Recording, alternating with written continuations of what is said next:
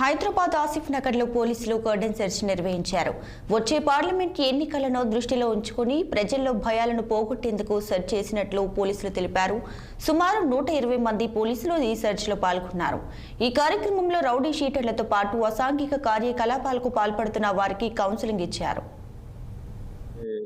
MP elections ని దృష్టిలో పెట్టుకుని భాగంగా శ్యామ్ నగర్, నమక్ కార్ఖానా, న్యూ కిషన్ నగర్ ఏరియాలో కర్డన్ సెర్చ్ ఆపరేషన్ చేయడం జరిగింది. దీంట్లో దాదాపు 122 మంది police officials in different ranks అందరూ కూడా ఇంక్లూడింగ్ ఏసీపీ ఆసిఫ్ నగర్ ఆధ్వర్యంలో చేసి ఈ ప్రజల్లో వాళ్ళకి మేమున్నాము, రక్షణగా ఉన్నామని చెప్పేసి వాళ్ళు ఫ్రీగా పోయి ఓటు వేసే విధంగా వాళ్ళకు రక్షణగా పోలీసులు లెవెల్ ఉంది, వాళ్ళకు ఒక నమ్మకం కుదిర్చడానికి ఈరోజు ఈ కార్యక్రమం చేపట్టడం జరిగింది. దీంట్లో భాగంగా ఈరోజు ఒక 22 two wheelers with irregular number plates and without documents, suspicious persons కొంతమందిని, ప్లస్ ఒక 4 రౌడీ షీటర్లను మా అదుపులోకి తీసుకోవడం జరిగింది.